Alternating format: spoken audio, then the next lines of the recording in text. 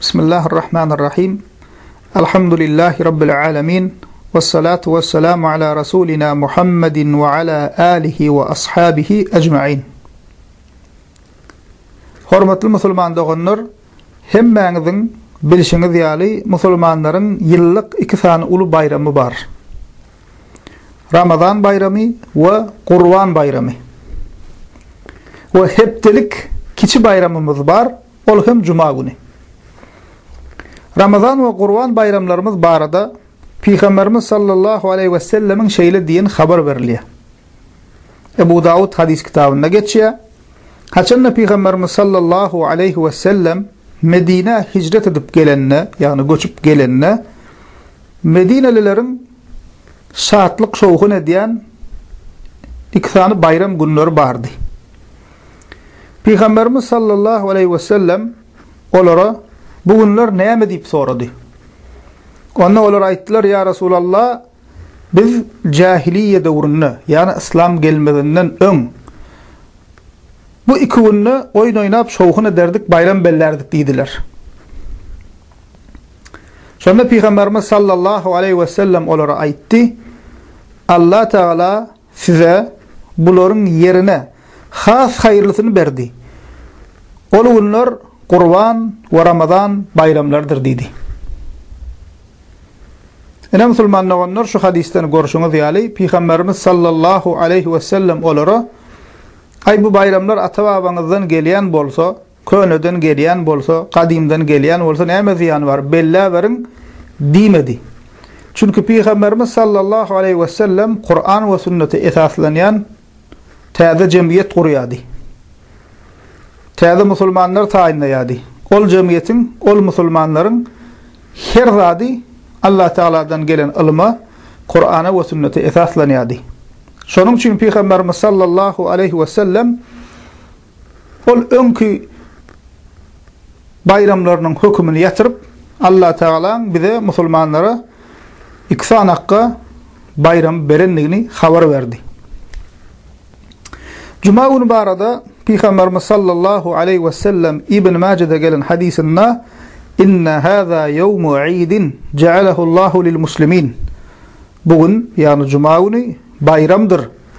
Allah Teala musulmanlara bu günü bayram günü edip berdi diye. Demek musulman doganlar şu aýdylanlardan näme öwrendik? Musulmanlaryň ýyllyk iki sany bayramy bar. Cuma günü bolsa musulman doganlar hepdelik kiçi bayramymyz biziň. Yankı diýişim ýalyk musulman doganlar bu bayram günlerini Allah Taala bize bayram edip berdi. Bayramlarymyz Kur'an ve sünnete esaslanýar. Allah Taala'dan bize uğradylan ilme esaslanýar. Biz musulmanlar bayrama başlamazda bayram namazyny kılıp başlaýas. Ve Allah Teala ol gününe şükür edýäs. Ve halal zatlar arkaly bayram bellap şatlanýars. Kafirleriň bayramyndan biziň tapawudymyz şul. Kafirleriň bayramy, musulman bolmaýanlaryň bayramy öz batyl düşünjelerine, batyl tarihlerine esaslanýar, kafir wakalara esaslanýar. Emma biziň musulmanlaryň bayramy Allah Taala'dan gelen ilme esaslanýar. Olar musulman bolmaýanlar, kafirler haram zatlar bilen bayram belleýärler, özüni ýitirýärler. Emma biz musulmanlar bayramlarymyzy ibadet edip başlaýas, bayram namazyny kılıp başlaýas, Allah Taala şükür edýäs. Elimizden gelse ol gün gaýyp gasara kömek edýäs, gurbanlyk edip etini paýlaýas. Allah Taala şükür edip halal zatlar arkaly şatlanyp halal zatlar arkaly begenýäs. Ene biziň tapawudymyz şul. Bulardan başka musulman doganlar, ne şu aýdylanlardan başka musulmanlaryň bayramy ýokdur. Ady näme bolsa bolsun, nireden gelen bolsa gelsin, tapawudy ýok. Şul aýdylanlardan başka musulmanlaryň bayramy ýokdur. Ve bulardan başka günleri, bayramları bayram hasap etmek, bayram kabul etmek bayram edinmek özüne İslam'a göre doğru değildir, Müslüman doğanlar. Şunun için Müslüman doğanlar çağalarımıza öz Müslüman bayramlarımız söydürelin. Akıllarına Müslüman bayramlarını koyalım. Şu bayramlarda süycülük alıp verelim, soğuğat alıp verelim, taze eşik alıp verelim, öylerimizi bezali, karız Müslüman bayramlarını söydürelim. İnne Müslüman doğanlar bayram günlerine sünnet ve mustahab olan amallara seretsek, bir Müslüman kişi bayram günlerine ne etmeli? Birinci, bayram günü gusul almalı, taze ve in qovlu vaslarını giymeli, erkekler atır sepinmeli. Ne için erkekler diyez? Çünkü Müslüman zelanlara atır sepinip taşarik gitmek doğru değil. Öynün içinde sepinmeli. Yani yollaşlı maşgalalı olsa maşgalası için atır sepinip bezenmeli. Ama atır sepinip bezenip taşarik çıkmak Müslüman zelanlara halal değil. Şonun için dedik atır sepinmek dine erkeklere değişli. İmam İbn el-Qayyim rahimahullah diye Zadul Ma'ad adlı eserinde Peygamberimiz sallallahu aleyhi ve sellem bayrama gidenine ovadan libasları giyerdi. Bayramlarda ve cuma günü giymek için yürüyte libasları vardı diye. 2. Ramazan bayramına bayram namaza gitmezden bir zatlar iyip gitmek. Bukhari'de haber verilişi alıp Peygamberimiz sallallahu aleyhi ve sellem Ramazan bayramı günü bir neçe tane hurma yemezden öyden çıkmaz diye üns verin. Dine Ramazan bayramına. Ramazan bayramı günü bir neçe tane hurma yemezden Peygamberimiz sallallahu aleyhi ve sellem öyden çıkmaz diye. Yani bayram namazına gitmezden evvel Peygamberimiz sallallahu aleyhi ve sellem bir zatlar yiyip bir neçe tane hurma yiyip ondan sonra bayram namazına giderken Ramazan bayramına. Emma Kurban bayramına bolsa Tirmizi'de İbn Mace'de haber verilişi ali Peygamberimiz sallallahu aleyhi ve sellem hiç saat iyi içmen giderken bayram namazına Kurban bayramı namazına ondan sonra Kurban bayram namazını kılıp gelenden son canlı kurban edip sol kurbanlıktan iyereken. 3. Bayram günlerine tekbir aytmak. 4. Bayram namazından sonra edep bilen dikkat edip imamın hutbesini, vaaz nasihatini dinlemek. 5. Bayram namazına gidip gelen yolunu ütkötmek. Yani bir yoldan gidip başka yoldan gelmek.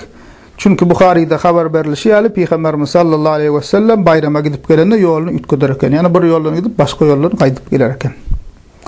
6. Müslüman doğanlar bire kutlamak. Fethul Bari'de haber verilişi ali sahabeler radiyallahu anhum birine kutlap tekabbalallahu minna ve minkum. Allah Teala bizden ve sizden kabul etsin diyerekenler. Şuna benzer sözler bilen bire kutla vermeli. 7. Müslüman doğanlar mubah halal güymenceler bilen vaqt geçirmek. Hususan çağaları beğendirmek için dürül çareler kurnamak, oyunlar kurnamak, şartlanmak, beğenmek halal zatlar arkalı şu zatların hemmesi bayramlarda edilmeli zatlar ve kov görülen zatlar. Bellik Müslüman doğanlar bayram günlerinde köplenç edilen günah işler var. Hususan bizim içimizde katı yayran. Biz Ramazan bayramını, Kurban bayramını, Ramazan bayramına ve Kurban bayramına münasip olmayan görünüşte belleyeriz. Elbette hemmemiz değil, içimizde kâbir kişiler. Ne diyorlar? Hususan Kurban bayramına konsert, aydımsaz, ayal erkek birine mehrem qarım bol bir saçakta oturmak. Şu zatlan hemmesi Müslüman doğanlar İslam'a ters zattır. Bayram günleri İslam'ın şigarları, hormatlı günler, silahlı günler. Bu günlerde bu işleri etmeklik doğru değildir. Dine bu günlerde değil, başka vakitlerde de etmek şu zatlar doğru değil. Emma hususan şuna alaka hormatlı günlerde etmek beterim günahdır. Kurbanlıkta misal üçün hingilli uçup ayal erkek qarım aydım ayttırıp günahda kulya neyemediliya şu zatlar batıl zatlar. İslam'a ters zatlar. Günahda kulmek nirden çuvallap günah yığnayan. Ol gıyırışıp hingilli uçup aydım sağ gıyırdıp Hususan ýanky diýişim Ramazan we Qurban bayramı günleri hormatly günler İslamyň şygarlary. Allah Taala ibadet edip başlaýas. Namaz kılıp başlaýas. Halal zatlar arkaly şartlanmaly. Emma bu zatlar etmeklik bu günleriň hormatyny depelemekdir. Şeytana gulky bolmakdyr. Hawa şu zatlara üns berelim. İçimizde käbir kişiler şu zatlar diýerler. Hususan daşar ýurtda käbir okap boran talipler öz ýanlaryndan bayram bellecek diýip şuňa meňzeş zatlar edýärler.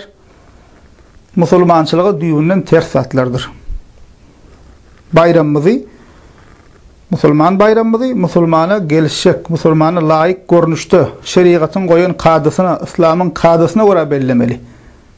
Ana şonu hakykatdan bayram bellediň bolýar. Emma ýanky diýişme alagyp bayram bellense, aýdym saz bilen, konsert bilen, aýal erkek bilen garym-gatym bolup, bu günleriň hormatyny depelemek bolýar. Hormatyny kişeltmek bolýar. Günah gazanýas. Şoň üçin şu zatlara da üns berelim musulman doganlar. Subhanakallahumma we bihamdik, eşhedü en la ilaha illa ent, estağfiruka ve etûbu ileyk.